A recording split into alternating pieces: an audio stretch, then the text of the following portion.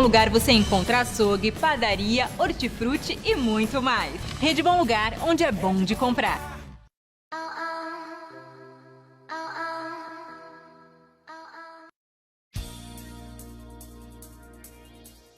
A Sorridentes.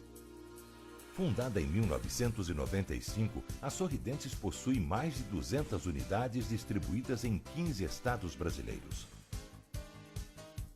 Com mais de 20 anos de atuação, é a maior rede de clínicas odontológicas da América Latina. Então, muito obrigado a esses patrocinadores e os outros também entrarão em vídeos que nós providenciaremos essa tecnologia a vocês também. A Piúça Silva mandou um boa noite. Um abraço, Piúça. O Vanderlei Scarton, boa noite. O Vitor Hugo, manda um oi aqui para Goiânia. Assisto muito, vocês estão de parabéns. Obrigado, Vitor. Conto com você sempre. Temos grandes amigos em Goiânia, inclusive o Leonardo. A doutora Mara Kinoshita, boa noite a todos. E a doutora Mara Kinoshita já está me dando um parabéns. Parabéns, jornalista Luiz e William. Ótimo alertar o povo das coisas que acontecem em nossa amada cidade. Doutora, muita coisa acontece e vocês saberão todas as verdades. O Rodrigo dos Santos está avisando que está assistindo. E a doutora Mara, mais um recadinho dela. Ela é uma criminalista na nossa cidade. Tem que votar consciente. É isso que eu peço. Quem acredita na minha empresa, uma empresa de 30 anos, nós vamos passando o dia a dia de cada candidato, a biografia de cada candidato e o que acontece nos bastidores. Mas esse caso da ameaça para um comunicador da nossa cidade não vai ficar barato. Não tenho medo de ameaça, não foi para mim, mas não tenho medo de ameaça não. Vai ter que ser muito bem explicado e as pessoas responsáveis sofrerão as punições judiciárias. Eu tenho certeza e confio no judiciário de Indaiatuba. Então vamos apresentar agora a professora doutora Raquel Ifanger Albrecht, da Universidade de São Paulo, meteorologista, especialista em física de nuvens, eletricidade atmosférica e previsão imediata de tempo severo. Boa noite, doutora. Prazer em receber uma família tão tradicional, do nosso querido amigo Albrecht, o grande Rastelo, que você deve saber das histórias desse grande futebolista, por que ele é Rastelo. Então faça suas considerações iniciais para quem está te assistindo, doutora. Bom, boa noite, Luiz. Obrigado pelo convite. Boa noite a todos. E estou aqui para responder algumas perguntas, né, curiosidades sobre o tempo. Que legal. Então já fale um pouquinho quem que é a doutora Raquel Ifanger, por favor. Bom, eu sou meteorologista, formada pela USP, fiz mestrado e doutorado lá também. E dou aulas lá, né? Dou aulas sobre todos esses temas que ele falou que parece complicado, né? Mas não é, não. Tem muita física e matemática por trás, mas é facinho. Bom, eu trabalhei já na NOAA, né? Para quem não conhece, é a NASA da meteorologia. Trabalhei no INPE, que é a NASA brasileira. E atualmente, hoje, eu estou na Universidade de São Paulo, né? E eu faço pesquisas sobre a Amazônia, a eletricidade atmosférica na Amazônia. O que é eletricidade atmosférica? Né? Nada mais é do que raios, tempestades. E como elas se formam, quais são os impactos, por exemplo, das queimadas, né? Que hoje a gente está ouvindo falar bastante disso, né? E tem um impacto grande, tanto na chuva quanto na quantidade de raio que a tempestade produz. E também eu faço pesquisas de tempo severo, que são aquelas famosas tempestades que tem tornado, granizo, vendaval, tudo olhando numa perspectiva de como elas se formam, né, fisicamente e como usar essa informação para prevê-las. Você é nascida em Indaiatuba? Sou nascida, só fui embora daqui para fazer a faculdade. Para estudar. Que legal. Então nós temos uma meteorologista de Indaiatuba. Olha que legal. Muita gente sabia, mas muitos saberão a partir de agora, né? Sim. Então me responda uma coisa, doutora. Um raio cai 2 vezes no mesmo lugar? Cai. E tanto é que cai que nós temos para-raios, certo? Os engenheiros, eles tem toda essa engenharia, né, justamente para proteger os locais, porque se você, muitas pessoas pensam, não cai 2 vezes no mesmo lugar, a probabilidade é muito baixa, então para que ter para-raio, né, se a probabilidade é tão baixa? Mas não, a probabilidade é alta e tanto é que nós temos alguns locais que são bem protegidos, né, em termos de quantidade de para-raios, mesmo a rede elétrica, o pessoal do setor elétrico sabe muito bem disso, tem os surtos de proteção que eles colocam na rede para deixar, não fazer com que caia, né, se propague e chegue até a sua casa. Aí o que acontece muitas vezes, eles derrubam, né, a energia, né, tem um surto de proteção e aí derruba. Entendi. Uma outra curiosidade, porque é curiosidade, esses assuntos é só para vocês mesmo que estão ali estudando sempre, né? Mas tem muito ditado popular. O raio cai ou ele sobe? As duas coisas. Ele pode tanto cair quanto subir. O mais comum é o cair, né? Por que a gente fala cair? O raio, ele começa dentro da nuvem, se propagando para baixo, em pequenos passos que a gente, a olho nu, não consegue ver. E o que a gente consegue ver é aquele clarão, né? Que aí o negócio já chegou, já atingiu o chão. Mas nós temos algumas descargas que são produzidas em estruturas altas, como, por exemplo, torres de comunicação, que um raio, ao se propagar dentro da nuvem sobre essa torre, ele acaba induzindo uma descarga elétrica para cima, e aí esse sobe, né? Entendi. Então essas florestas que pegam fogo, caiu um raio. Nesse caso, caiu um raio e pegou fogo. Sim, nós temos alguns casos, são poucos comparados com o número de raios que caem, aqueles que provocam incêndios, mas sim, a gente tem o exemplo da Califórnia, né, que agora tiveram várias tempestades, os raios caíram lá, geralmente eles caem numa árvore que é mais alta, um descampado, aí tem uma árvore um pouco mais alta, aí o raio cai, a vegetação está seca, a umidade muito seca e o fogo pega e o vento faz o trabalho de alastrar. Olha, todo mundo fala, é bom ter um para-raio em casa.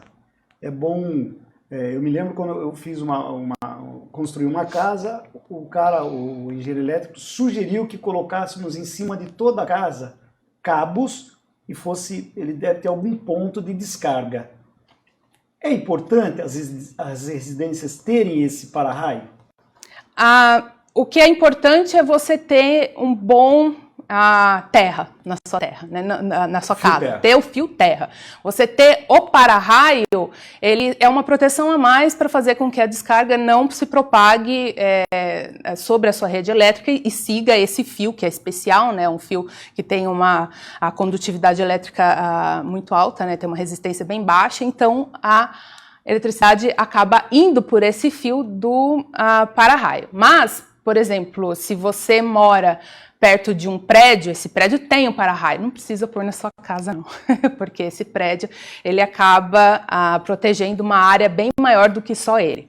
Então quem reclama de prédio sendo construído perto de casa tem alguma vantagem também? Tem essa vantagem. Então tá. Agora, para quem não entendeu a história do terra, o que é um terra? O que é um fio terra? O que é isso? O fio terra... Qualquer obra tem um terra? Deveria, né? Deveria. O que a pessoa tem que ficar atento com esse terra? Esse terra, geralmente assim, se na sua casa tem, é um fiozinho que a cor padrão dele, se não me engano, é verde. Então, esse fio, ele é levado para a terra, para o solo, por isso se chama terra, e ele vai até uma certa profundidade grande que é justamente para fazer com que a energia elétrica do raio, ou também se por algum motivo der algum curto-circuito na sua casa, que essa energia de sobrecarga seja transferida para a terra e não para o resto. Eu vou fazer algumas perguntas que nem faz parte do script aqui, mas curiosidade claro. Até minha. Se você souber e puder me responder, que eu acho que sabe. Dizem que quando você coloca um celular para carregar e tiver uma tempestade, você corre risco de receber uma descarga se ele estiver ligado na tomada. Ou dormir com o celular do teu lado na tomada. É verdade isso? Sim, sim. Tudo que estiver ligado na rede elétrica, na tomada, ele tem o risco de receber uma sobrecarga, por exemplo, da descarga elétrica. Mesmo tendo terra? O terra dificulta, mas dependendo da intensidade da descarga, sim. Então não é bom dormir com o celular do lado do quarto ligado na tomada. Não ligado na tomada? Pode, sem problemas.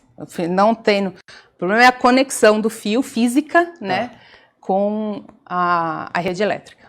E os espelhos, eles atraem mesmo? Não, só crendice, não. Crendice? Crendice, não. E numa tempestade a TV ligada, você corre risco?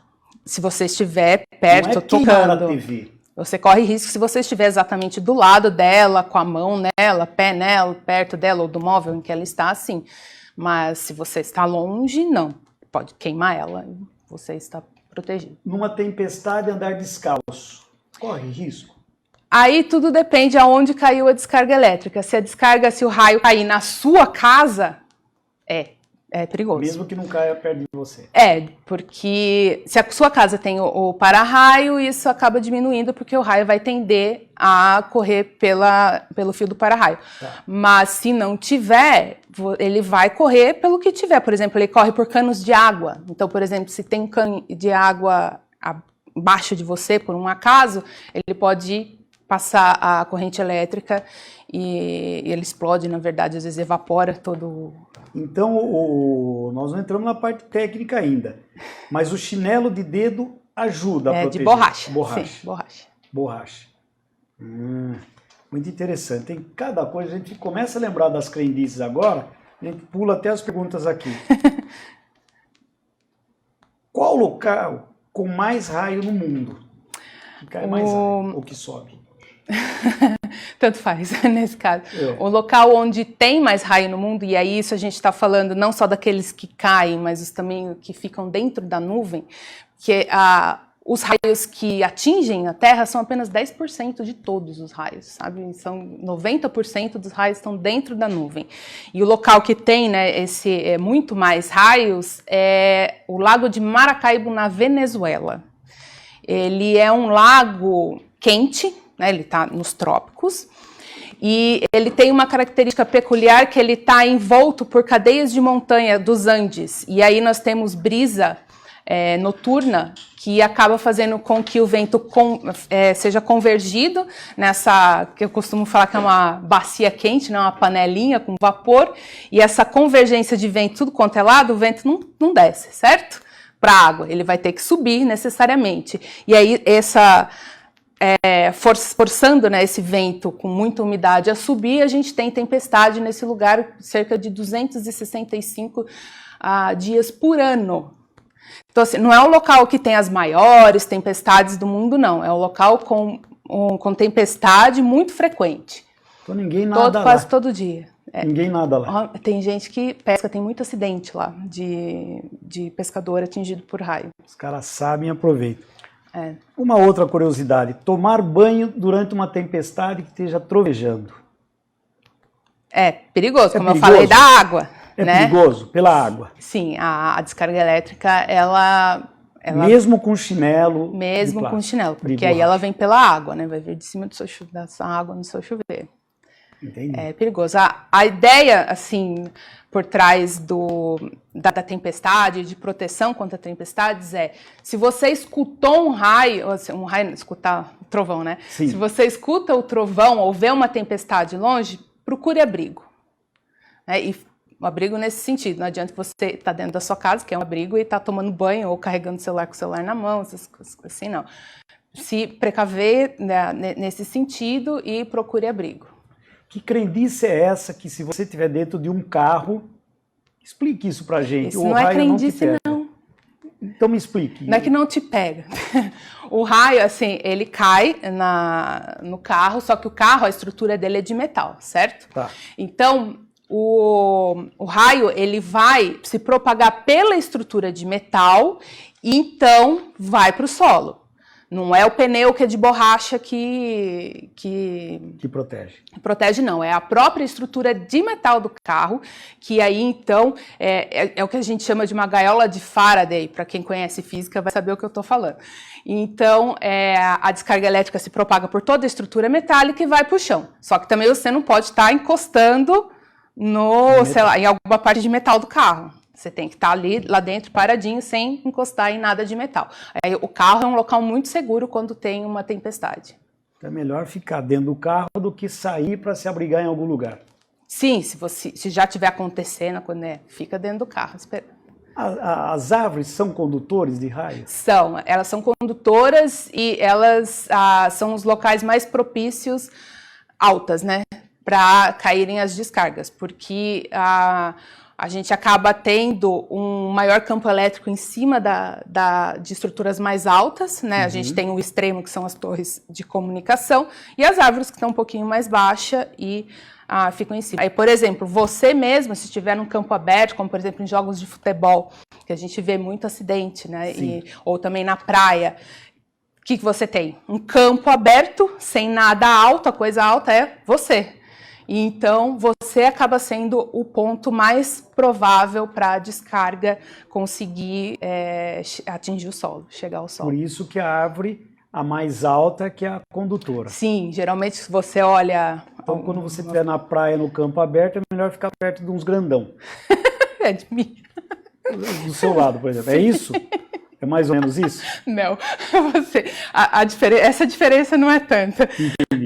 Tem que ser metros, né, de diferença. Claro. Se você está num local descampado, o que você deve fazer é posição fetal, forma de bolinha no chão, que aí você fica mais ou menos no nível do chão. Entendi.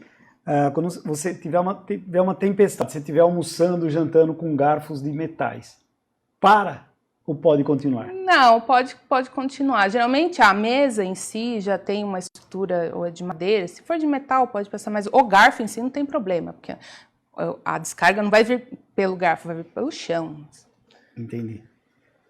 Eu soube que em Indaiatuba tem um contador de raio. Tem. Era para o final essa ou pode ser agora? Pode ser agora. É verdade? Como é que é isso? Tem toda a região aqui de Indaiatuba, Campinas, né? O estado de São Paulo em si. Tem na casa do meu pai, né? Do Rastel. É um só em tudo? Para tudo? Então, é uma rede, né? Tá. Para eu conseguir medir um raio, eu preciso ter pelo menos 3 sensores que detectam. Por quê? Esses sensores, eles medem a alteração, que aí eu vou falar um pouco de física, do campo elétrico e magnético quando uma descarga ocorre. E aí eu sei, mais ou menos, aonde está indo, né, digitalmente fazendo processamento, então com 3 eu consigo triangular aonde uma descarga cai. E a gente tem aqui no estado de São Paulo cerca de 12. E aqui em Indaiatuba. Quantos caem em Indaiatuba? A Indaiatuba não tem tanto raio assim, se comparado... É um local, sim, com bastante raio, porque nós estamos numa região tropical, né, quente, mas não é, assim, muito... Depende, assim, se você for falar da cidade inteira, cair mesmo de contar, você tem uns 1000... Por ano? Depende, varia muito do ano, né, ano por ano. Porque... 1000 é bastante, né? É bastante. O mês que mais cai é o mês das chuvas? Isso, janeiro e fevereiro. Essa é a época que mais cai raio na cidade. Puxa vida. A Nayara Almeida está mandando um boa noite. O Edson Noji, boa noite. A Luísa e a doutora Raquel, é o cachorrão. Não sei se você conhece ele. Mara Kinoshita, doutora Raquel, aqui no meu condomínio tem para-raio. Sempre quando cai o raio, nós moradores perdemos algum objeto elétrico, principalmente computador. É normal isso? Dependendo de como foi feito o aterramento, sim. Porque, às vezes, o aterramento, ele não está assim, muito bem feito, né? Ou, às vezes, é uma própria variação da estrutura mesmo do prédio, em que a descarga acaba um pedacinho dela se propagando para dentro da rede elétrica do prédio. Então, mesmo com no break, por exemplo, nos computadores, não ajuda? Ajuda sim. Para queimar, Então, é importante ter... queimar o no break e aí para queimar o seu computador junto, o negócio tem que ser poderoso. Muito forte. Entendi. O Dani Fidelis está assistindo. A Ana Carolina Baroni tem uma pergunta. Você já deu uma explicada, mas o que atrai o raio? Que tipo de material? Metálico. Só metálico? Em geral é o metal, que são materiais que têm a menor condutividade, né? Quer dizer, maior condutividade elétrica. Desculpa. Tá. Então, são metais. E outros são isolantes, como a borracha, que não propaga. Tá. Eu vou fazer uma propagandinha. Tome uma água, ok? Sim. Quero mais uma vez, se vocês puderem preparar a propaganda, Rodrigo, quero mais uma vez agradecer a Hot Flowers, que detém a marca Pepper Blend Vitinutri, o Edivaldo, Bertipaglia, a Eliana. Obrigado, esse casal maravilhoso. As Sorridentes, o Cristiano e a Cristiane, sempre nos prestigiando. A Imperial Calhas e Coifas, o Micael e o Natanael. O Grupo Atento, o Adriano e a Tatiane. E a Rede Bom Lugar Supermercados, o Gil. Olha, vão na Rede Bom Lugar que vocês vão ver o preço que eles têm lá. Produtos de alto grau de qualidade. O endereço está nas redes sociais da Rede Bom Lugar Supermercados. Doutora, vamos continuar? Uhum. No Brasil, qual o local com mais raios? No Brasil, quando a gente fala como eu falei, do total, né? Com mais raios, tantos aqueles que estão dentro da nuvem e os que caem no solo, na margem do Rio Negro, lá para Manaus. Tá? Agora, os que caem mesmo no solo, a gente só tem uma rede de observação densa, que a gente fez medida, fez um ranqueamento, aqui no sudeste e sul do Brasil. E a gente não consegue ver para o norte, né? Porque a gente não tem medida. Tá. Na verdade. E aí, nessa rede entre o sudeste e sul do Brasil, perto de Porto Real, se não me engano a cidade é Porto Real, perto de Resende, ali na Serra de Itatiaia. É São Paulo? É Rio de Janeiro. O Rio, tá. Aquela região que mais cai. Isso. E no estado de São Paulo? No estado de São Paulo é a região do Vale do Paraíba, é ali perto, é ali na divisa, né, entre São Paulo e Rio de Janeiro. Tá, pela mata, é isso que é? Na verdade, tem a questão da topografia, que não é porque está mais alto, tá? É, na verdade, porque a topografia, ela induz muita formação de tempestade, né, e frequentemente. Então, mais tempestades no mesmo local, a gente acaba tendo mais descarga no mesmo local. Mas outro, assim, em termos, tirando, né, essa região que é uma região que a gente chama mais ou menos anômala, a gente tem também bastante descarga elétrica, toda a região da região metropolitana de São Paulo, Vale do Paraíba e também entrando aqui na região de Campinas. Jundiaí, aquela região, Serra do Japi. Sim, toda assim, eu falo mais ou menos que segue a rodovia dos Bandeirantes.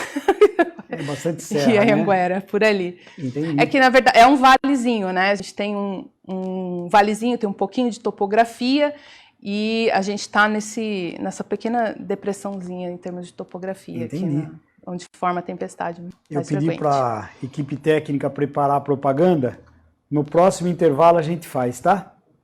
Eu me esqueci, vocês me lembrem, desculpe. Continuando com o raio, como se proteger de um raio? Bom, eu já mencionei alguns, né? Se você Mas comum. Eu estou na cidade. Como é que eu me protejo de um raio? Procura um abrigo. Né? A gente tem até em inglês tem até um termozinho que eles usam muito lá nos Estados Unidos, que, por exemplo, na semana de proteção de raio, fala When thunder roars, go indoors. Assim, que quando você escuta o rugido do trovão, procure abrigo. Né? Então, toda vez que você escutar ou ver uma tempestade se formando, procure abrigo, porque o raio se propaga e muito. né? Tem uma extensão muito grande, ele não é pequenininho. Tá? Então, não é porque você está vendo uma tempestade lá longe que o raio não pode chegar em você. Qual o diâmetro? Tem como medir isso de um raio? Tem, então. Aliás, foi até divulgado recentemente o maior raio do mundo, né, em termos de distância e de duração. E o maior raio, em uma medida linear, tá, de ponta a ponta, ocorreu aqui no Brasil, no dia 31 de outubro de 2018, na fronteira entre Santa Catarina e Rio Grande do Sul, e teve 709 quilômetros.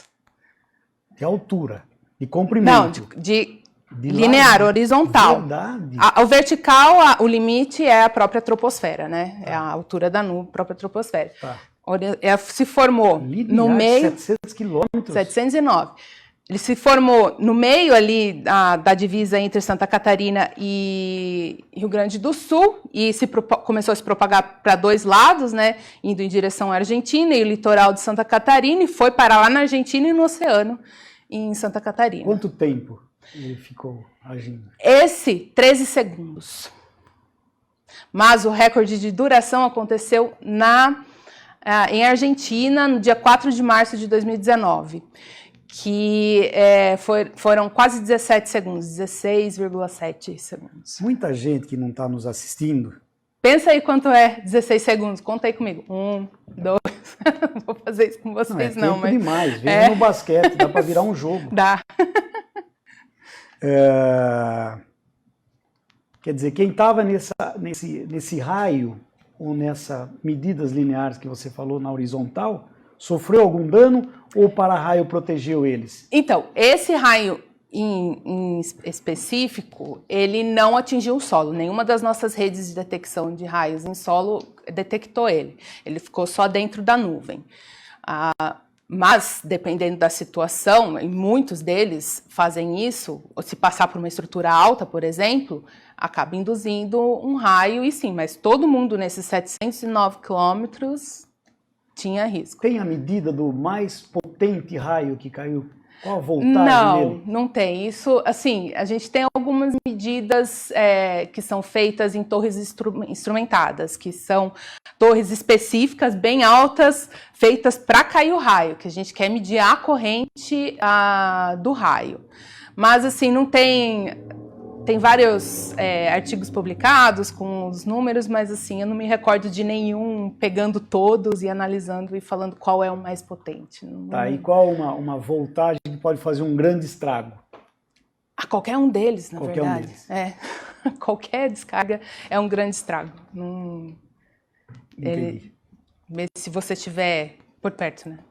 Sim. Então, Assim, ela é uma grande descarga, mas tem que se pensar, por exemplo, que ela é momentânea. Tá? Então, ela dura no máximo 16 segundos, que é esse, né? Tipo, que é em todos que acontecem, essa é uma fração muito, muito pequena. E os outros duram, em média, 3 segundos. Tá, a média de duração de um raio. Então, é muita energia num espaço muito curto de tempo. Aí algumas pessoas, às vezes, já recebi várias perguntas assim, a gente não consegue pegar essa energia e usar, né, para energia elétrica, né, sei lá, armazenar em bateria, alguma coisa? É difícil. Primeiro porque ela é momentânea e a quantidade de energia em si, ela é muito alta nesses curto período de tempo, 3 segundos, e depois não tem mais nada. E aí, a probabilidade de você conseguir prever que ele vai cair ali, naquele local, acaba deixando o custo inviável, né, de um sistema. Né? Teve gente que já pensou nisso, já calculou tudo e não. Toda especialista científica como você entende muito de eletricidade? Se alguém tiver um tomar... probleminha para te chamar, pode chamar. Não. Entendo o que acontece lá dentro da nuvem. Eu brinco. Então eu queria que você chegasse aí. Fala que você brinca. Eu brinco com os engenheiros elétricos, né, que eu trabalho bastante com eles, que eu estudo como que a nuvem vai formar o raio, né, até ele atingir o solo. Depois que atingir, o problema é deles, eles que segurem. Entendi. Eu não tenho nada a ver com isso. Inclusive, essa é a pergunta. Como é que se forma um raio? Bom, um raio ele se forma dentro das nuvens, né, pela colisão entre partículas de gelo lá dentro. Então, quando a gente vê a chuva, né, por exemplo, a tempestade, a maior parte das vezes a gente só vê água líquida, certo? A água, a chuva caindo. Mas a maior parte da nuvem, ela é feita de gelo. Só que o que acontece é que esse gelo, ao começar a cair, né, ele derrete e chega aqui líquido, chuva. Sim. E, só que o gelo dentro da nuvem, a nuvem é muito turbulenta, a gente tem colisões entre essas partículas de gelo e elas trocam cargas. E essas colisões acontecem milhões a bilhões de vezes e a gente acaba formando centros preferenciais de carga dentro da nuvem que vão crescendo até que a nuvem, a resistência do ar não aguenta mais, a gente tem a quebra da rigidez dielétrica e uma descarga acontece. O ar ele é um bom isolante de eletricidade.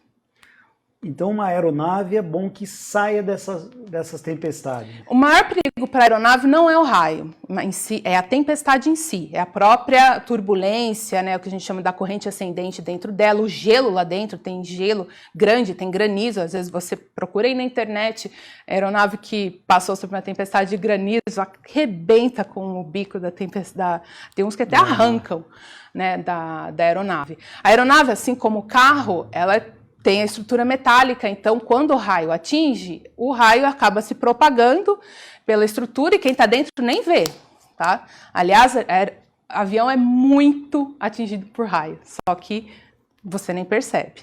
O único perigo é quando está pousando e decolando, que aí você é um fio terra, né? Que aí a aeronave é um fio terra e pode aí danificar os componentes elétricos e causar um acidente.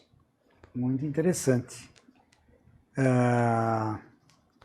Tem alguma outra curiosidade de raio que você quer passar para todo mundo? Porque nós vamos entrar num outro assunto aqui interessante. Tem alguma coisa que falta? Acho alguma que eu já pergunta? falei de tudo, né? Não? Vocês têm alguma curiosidade? Já matou todos. É isso? Sim, né? Local onde cai mais raio, qual o maior raio. Sim. Bom, se a gente lembrar, a gente pergunta de novo. Vamos falar um pouquinho de tornado. Em Indaiatuba, anos atrás, passou um tornado aqui, se formou um tornado. Sorte nossa que ele foi por fora, né? Pelo Distrito Industrial. A grande tragédia foi por fora. Nós temos chance de se formar outro? E por que se formou em Indaiatuba, Raquel? Ó, eu vou contar toda a história, mas pelo amor de Deus, sem pânico. Tá bom. Não, é curiosidade. Não, porque o que todo for ano... para acontecer, vai acontecer. Todo ano que chega a época do 24 de maio, né, que foi o dia que aconteceu... Eu sei porque foi aniversário da minha mãe, foi no dia do aniversário da minha mãe. Pô, sempre aparece, né? No Facebook aparecem as fotos do tornado. É verdade. E aí sempre tem, eu lembro que tinha bem uns memes de brincadeira, falou assim, Indaiatuba quando vai chovendo, todo mundo já fica desesperando pensando no tornado. Tornado, se você for pensar em todas as tempestades que ocorrem, é muito raro, tá? Mas sim, tem chance de acontecer de novo. Toda a região aqui do Sudeste, essa região aqui de Campinas, ela tem probabilidade um pouco maior de acontecer, muito maior para o sul do Brasil, tá? Ali Paraná, Santa Catarina, Rio Grande do Sul. Mas aqui a gente tem uma chance, pode vir a acontecer assim como já aconteceu, na verdade. Tá? Só que não foi um tornado daquela dimensão, né? Aquele tornado foi grande. E aconteceu porque eu sei que aconteceu no sítio do meu pai. E destelhou granja. E passou por lá. Passou, a gente fez o rastreio e tudo. E depois eu fui procurar no radar meteorológico, eu achei.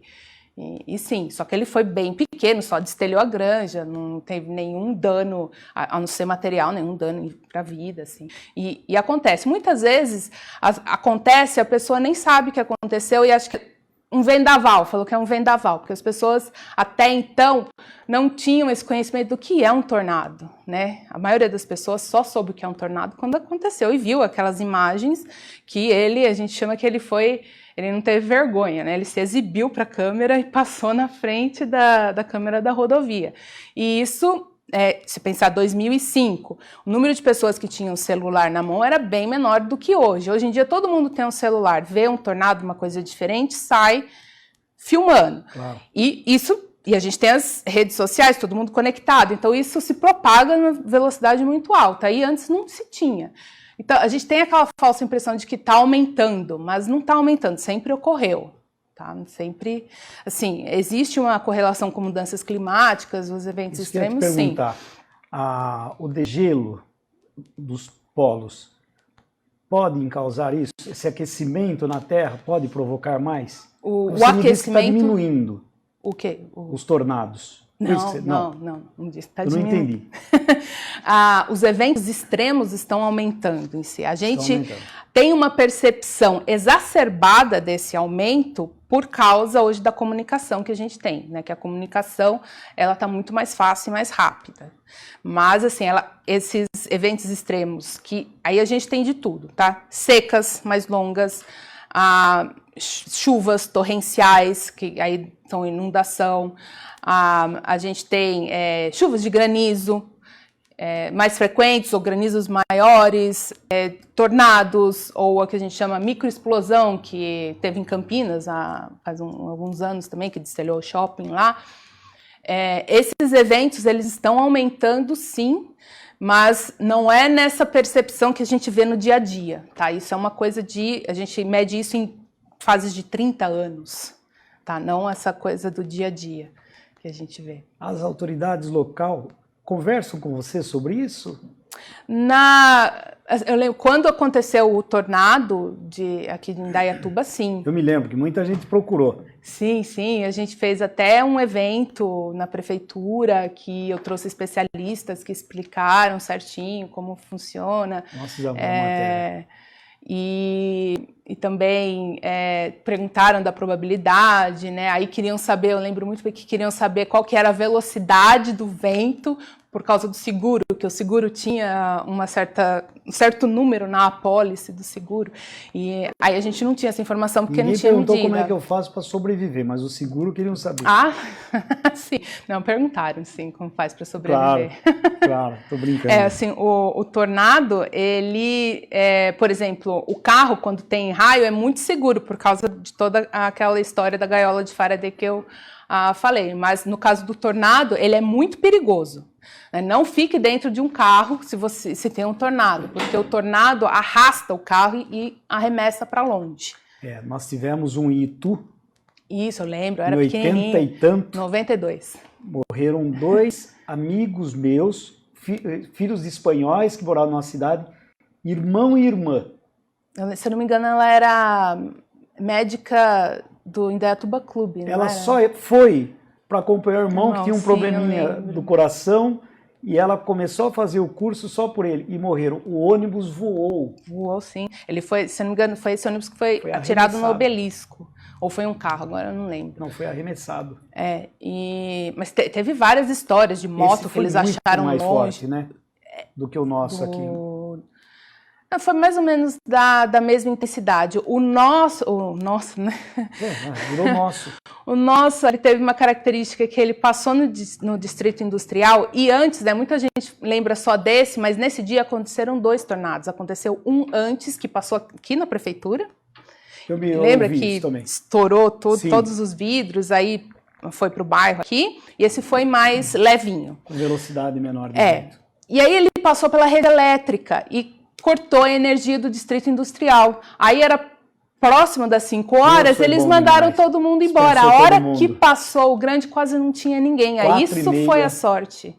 Todo mundo já tinha sido dispensado, graças a Deus. Que coisa, né? Foi incrível. Foi bem marcadinho isso aí. A Lena Brunetta mandando boa noite. Boa noite. A Mara Kinoshita participa bastante, está adorando a entrevista, muito interessante os assuntos. A Carla Corrêa, ótima entrevista, assunto muito interessante. Nós estamos com um pico de audiência agora de 374 pessoas, é um número muito substancial. É bom que você sabe quanta gente sendo respondida. E o Vitor Hugo, ele quer saber 2 coisas. Ele quer saber mais um pouco sobre os raios em aviões. Você já disse, né? Mas quiser falar de novo. Assim, a questão do raio, né, como eu disse, do avião, o avião é um local super seguro para estar, não precisa ter medo raio atingir o avião. Geralmente, o raio atinge o avião não quando o avião está dentro da nuvem, porque o avião evita entrar dentro dessas nuvens, tá? Porque a própria turbulência dentro da nuvem, o avião não consegue voar lá dentro. Tá. E geralmente o raio atinge o avião quando o avião está voando por cima da nuvem. E aliás, ele acaba iniciando o raio, ele está passando por cima da nuvem, aí ele altera o campo elétrico e sai um raio do topo da nuvem e atinge o raio. O avião, desculpa. Puxa vida. E também como funciona, vejo alguns vídeos meio assustador na internet, mas não acontece nada com o avião. Isso, não acontece nada. O avião tem para-raio? Não, ele é um para-raio.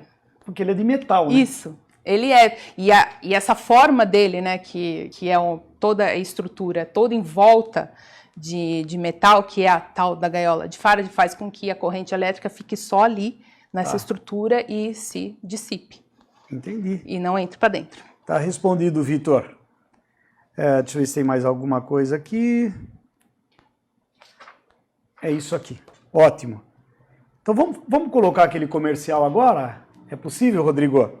Se você toma uma aguinha, tem mais algumas perguntas aqui interessantes.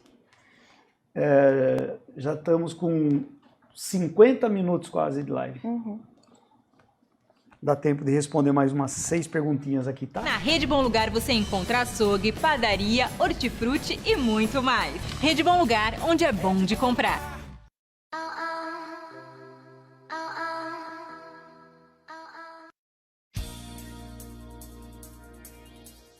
A Sorridentes. Fundada em 1995, a Sorridentes possui mais de 200 unidades distribuídas em 15 estados brasileiros. Com mais de 20 anos de atuação, é a maior rede. Estamos com 3 comerciais praticamente já produzidos com filmagem, né, Alisson? E estamos providenciando dos outros patrocinadores também.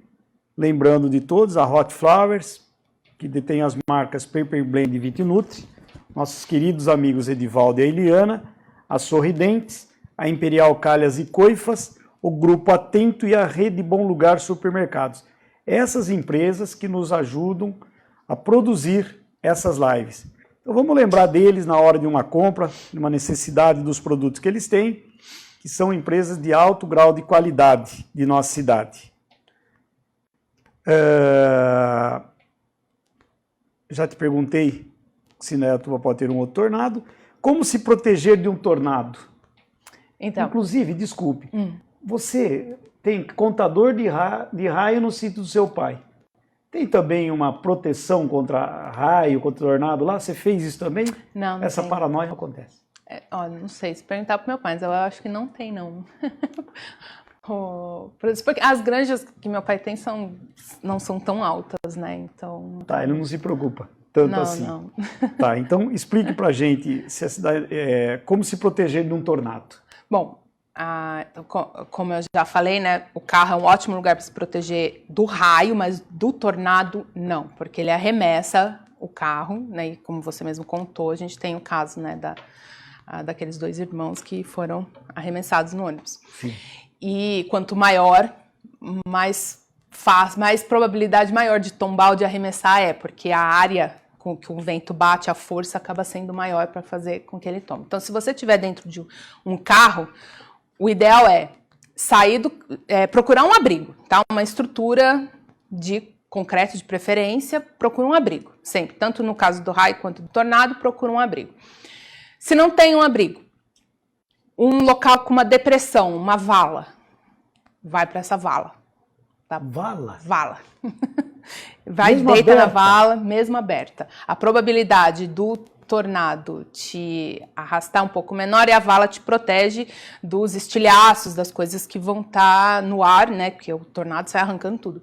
E aí o que é mais perigoso nesse caso é algum pedaço de alguma coisa bater em você e te machucar.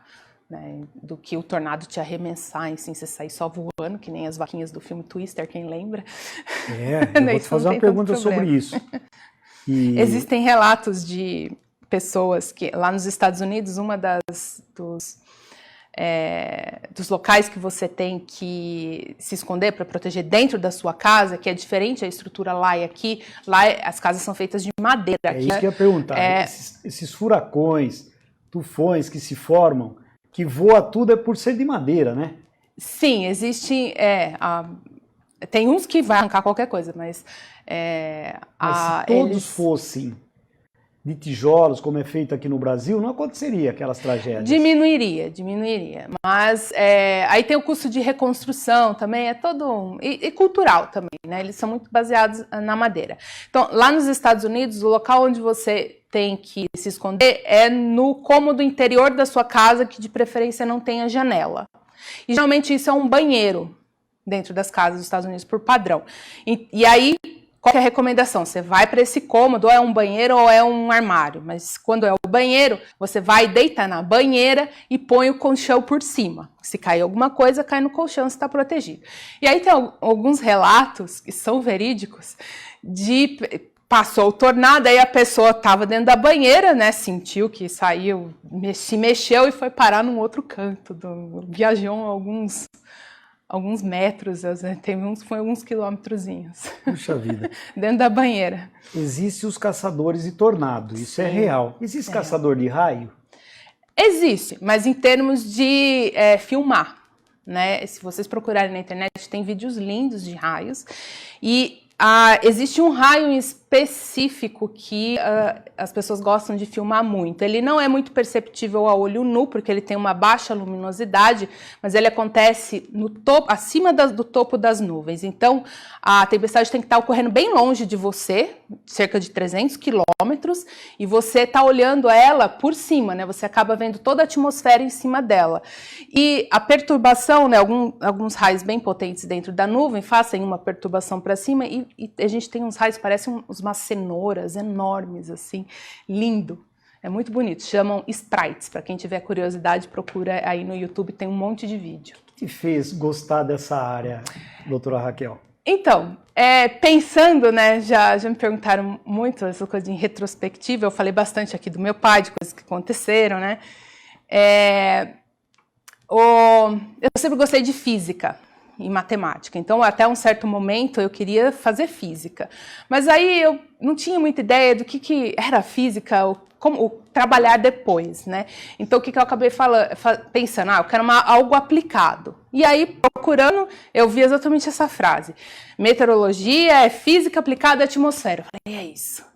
E aí toda a parte da atmosfera é meio que uma coisa que veio crescendo comigo. Meu pai é agricultor.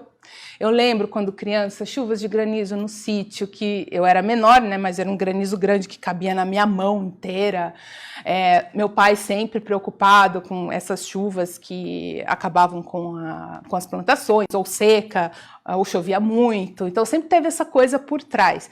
E teve o tornado de Itu, né, que meu pai trabalhava na Eletropaula nessa época, e eu lembro muito bem que esse evento marcou aqui a cidade porque o tornado passou por várias redes de distribuição de energia e cortou a energia aqui da cidade. E Indaiatuba foi uma das últimas que recobrou. E a gente ficou uma semana sem energia, as aulas foram canceladas. E isso ficou marcado. E eu lembro das pessoas ligando na minha casa, porque sempre que acabava a energia em Indaiatuba, as pessoas ligavam para o meu pai, né? Sempre ficava tocando o telefone. Por que acabou a energia? Que horas vai voltar? E isso marcou, né, a minha infância. E teve todo... Eu acho que teve, né, essa influência toda por trás dessa convivência, né, com meu pai de agricultura, do setor elétrico, enfim. Que interessante. O Alex Russo mandou uma mensagem aqui que está assistindo. A Ana Dirce Mariano, boa noite. Quanto conhecimento. A melhor parte é poder aprender um pouco sobre meteorologia. Parabéns, doutora Raquel. Obrigada. Isso, mandou um parabéns para você. O Nelson Alves, é isso? Nelson Alves. O que é a aurora boreal? A aurora boreal não tem nada a ver com tempestade, tá? A aurora boreal, ela acontece... A gente tem a boreal, que acontece no hemisfério norte, nas latitudes bem altas, ou seja, Canadá indo para o Polo Norte, e a aurora austral, que é a mesma coisa, só que acontece, por exemplo, lá do sul da Argentina, Chile, indo para o Polo Sul. Nessas regiões, o campo magnético da Terra, ele é diferente, e os ventos solares, assim, quando a gente tem uma atividade muito alta do Sol, a gente acaba tendo o que a gente chama de vento solar, a gente não vê, tá? Isso a gente chama de vento, mas são partículas de energia mais altas que acabam entrando na atmosfera e acabam sendo, com essa alteração do campo elétrico que a gente tem, ela acaba emitindo luz. E aí tem luz e som, tá? Tem até som. Você consegue escutar a aurora boreal. E aí a gente tem esse espetáculo, né, de luz e de Lindo som. demais. O Edson Noji, acho que ele mandou uma afirmação aqui. Uma explicação. A aeronave tem sistema de descarregador de estatística. Sim, tem, porque tem muita... Sim. E faz dissipar os raios. Uhum. Eu acho que ele trabalha com isso. O que pode, e às vezes acontece, de fazer pontos de danos na estrutura metálica na aeronave, chamada de lightning strike. Strike, não é?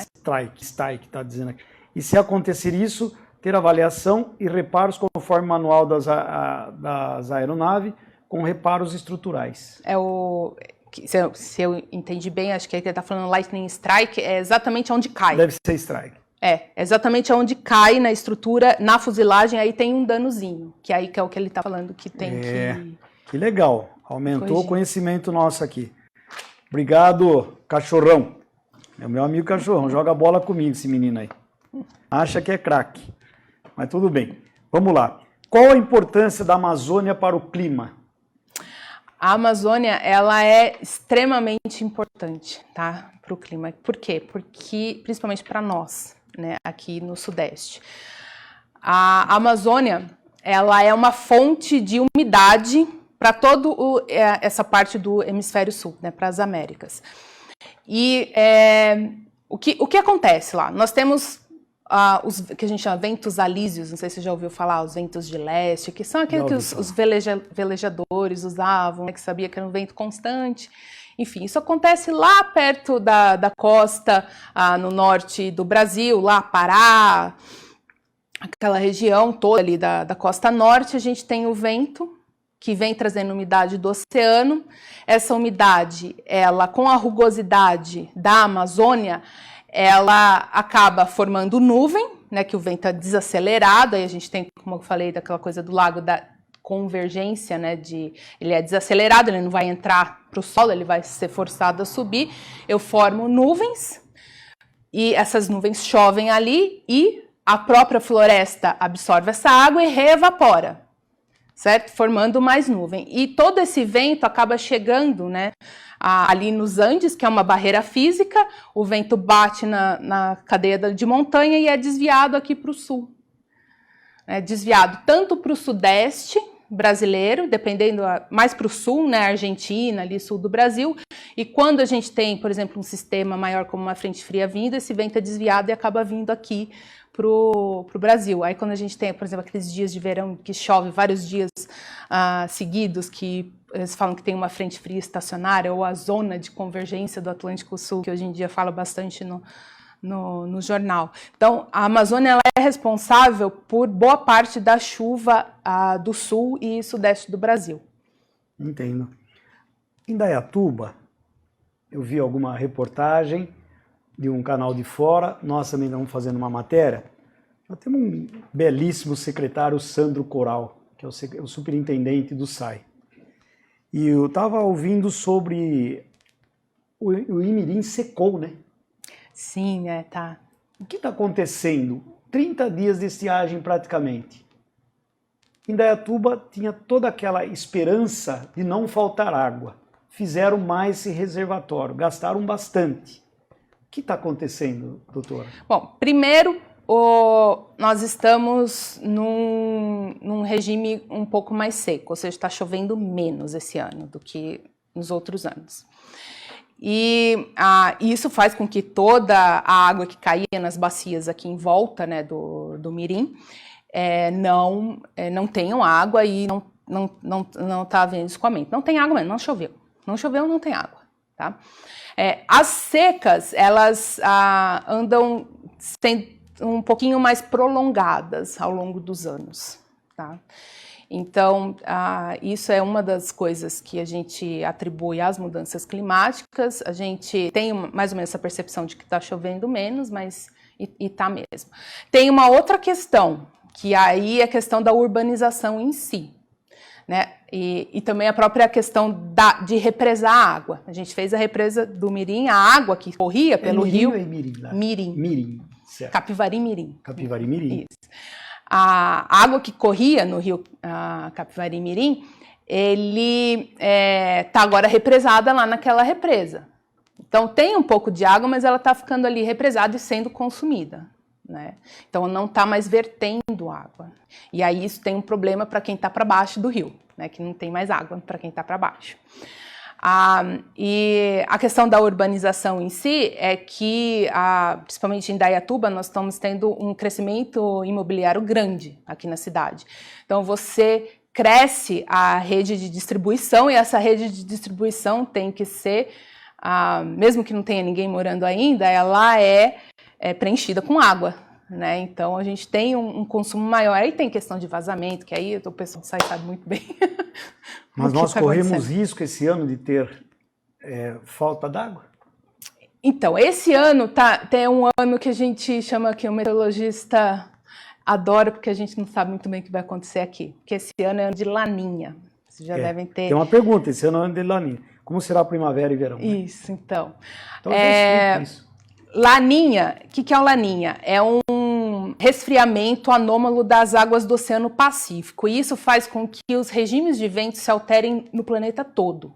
E a consequência aqui, no Brasil, é que o sul do Brasil, sim, vai ter estiagem, vai ficar mais seco. É o próximo verão. E a gente, aqui sudeste, em Indaiatuba, está na borda do que vai acontecer dessa região que geralmente faz pouca chuva. Então a gente nunca sabe se a gente vai ficar no lado mais seco ou no lado mais chuvoso. Então esse ano é um ano de altas expectativas. Olha, preocupante as imagens que eu vi do Mirim. Tá bem... Totalmente seco. O Mirim tá seco, a represa tá bem baixa. Puxa vida, vamos ver. E o número de focos de queimada está maior esse ano? Tá, depende da região, na verdade, que a gente está falando. Esse ano, a região com maior foco é a região do Pantanal, que a gente está vendo toda essa tragédia de animais queimados, enfim.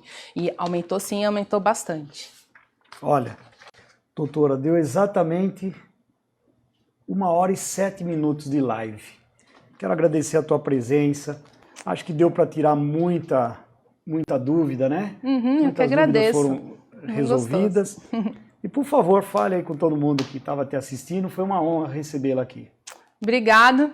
Tchau, todo mundo. Eu vou dar uma daquelas crianças que falam da Xuxa. Quero mandar parabéns pro meu afilhado que está fazendo aniversário hoje. Lorenzo, beijo, parabéns. E o papai lá, né? E o meu pai. Eu já falei tanto dele aqui. Falei com ele sábado, me parece. Sábado ou sexta-feira eu estava falando com ele. Eu falei, e a tua filha? Vamos lá. Pô, deu tudo certo. Que bom, viu? Muito obrigado pela tua presença. Eu que agradeço. Quero agradecer aqui a Hot Flowers, a Sorridentes, a Imperial Calhas e Coifas, o Grupo Atento, a Rede Bom Lugar. Lembrando que sexta-feira, aquela matéria que eu passei para vocês inicial do que vem acontecendo aqui com algumas pessoas da imprensa, vocês saberão tudo na edição de sexta-feira do Jornal Exemplo, vai estar nas bancas, pontos alternativos.